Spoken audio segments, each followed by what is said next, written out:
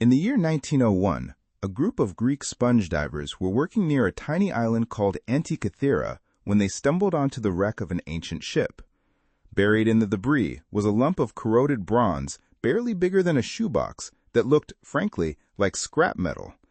It would take more than half a century and eventually X-ray technology for anyone to realize what they'd actually found. Because hidden inside that corroded lump was a machine with over 30 precision-cut bronze gears, a machine built more than 2,000 years ago that could calculate the positions of the sun and moon, predict eclipses, and track a lunar calendar. Technology that historians didn't think existed again until medieval clockwork, over 1,000 years later.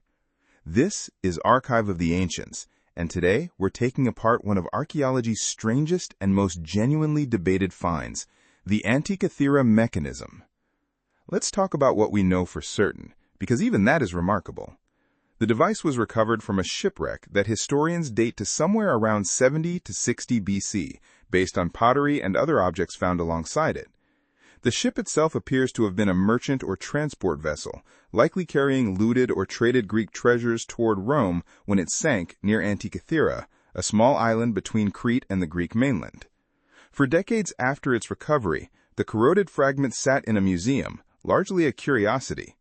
Early researchers could tell there were gears inside, which was strange enough on its own, but they couldn't determine what the device actually did. The breakthrough came with X-ray and later CT scanning technology in the 2000s. Researchers were finally able to see inside the corroded bronze without destroying it, and what they found stunned the archaeological community. At least 30 interlocking gears, some with teeth just over a millimeter wide, precisely cut to model astronomical cycles. Inscriptions on the device, deciphered letter by letter, describe astronomical and calendar functions. Historians and researchers now largely agree the mechanism could track the position of the sun and moon in the zodiac, predict solar and lunar eclipses using a cycle borrowed from Babylonian astronomy, model the moon's irregular orbital speed using a clever gear-on-gear design, and even track a 4-year calendar tied to the ancient Olympic Games cycle. Think about that for a moment. This is a mechanical computer built by hand designed to model the sky, and it predates anything else like it in the historical record by well over 1,000 years. The next known devices with anything close to this level of mechanical gearing complexity are medieval European astronomical clocks built in the 1300s. That gap is really the heart of the mystery. Not whether the device existed, we have it, sitting in the National Archaeological Museum in Athens today. The mystery is how a device this sophisticated could exist, seemingly without precedent, and then vanish from the historical record for over a millennium. So who built it? This is where historians have to rely on educated theories rather than hard proof, because there's no surviving instruction manual or workshop record. One leading theory connects the device to the island of Rhodes and the astronomer Hipparchus, who is known to have developed sophisticated theories about the moon's irregular motion around this exact time. Some researchers believe the mechanism's lunar gearing reflects Hipparchus's specific model, suggesting the device may have been built in a scientific workshop connected to his work or his students. Another theory points to the island of Corinth or a broader Hellenistic Greek mechanical engineering tradition, since ancient texts by writers like Cicero actually reference a device built by Archimedes that could model celestial movements. Some historians speculate the Antikythera mechanism could be part of that same Greek planetarium devices, even if it wasn't built by Archimedes himself, who died decades before this ship likely sank. There's also debate about purpose. Was it a scientific research tool for astronomers? A teaching device to demonstrate celestial motion to students? Or, as some scholars suggest, a luxury item, essentially an extraordinarily expensive status symbol for a wealthy Greek or Roman patron who wanted to own a working model of the heavens? We genuinely don't know which, and it's possible it served more than one purpose. It's also worth pointing out how physically demanding this device would have been to build. Each gear had to be hand-cut from bronze sheet, with teeth measured in fractions of a millimeter, using tools that, by modern standards, were extremely primitive. Historians studying the mechanism have noted that whoever built this wasn't just a skilled metal worker. They had to understand gear ratios well enough to model irregular astronomical cycles mathematically, then translate that math into physical, interlocking metal parts that actually worked together smoothly. That combination of theoretical knowledge and hands-on precision craftsmanship is part of why the device continues to impress historians of science today. And here's a theory that fascinates a lot of people, so let's address it directly. Is this evidence of lost, advanced ancient technology, or even something beyond conventional history?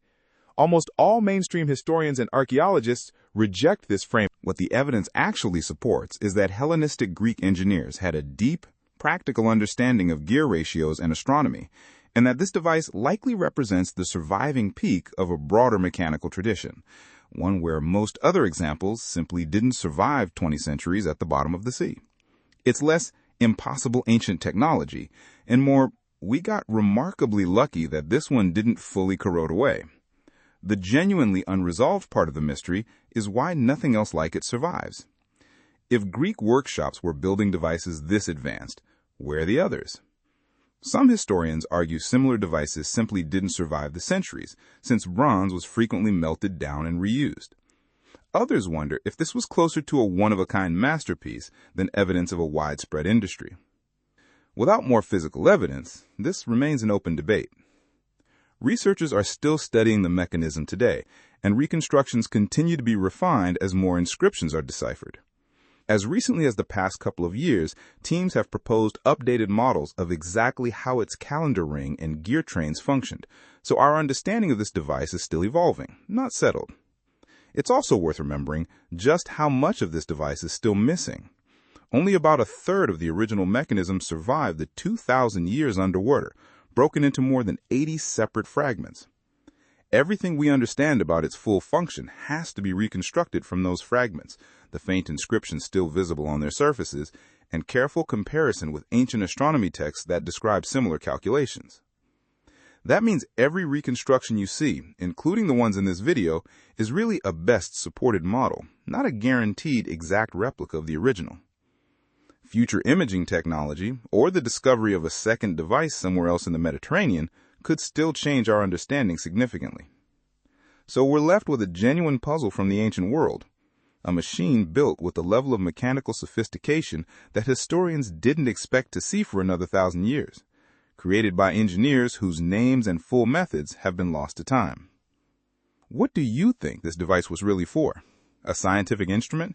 A teaching tool? Or a rich patron's showpiece? Let us know your theory in the comments. If you like digging into mysteries the history books never fully close, subscribe to Archive of the Ancients so you don't miss what we uncover next.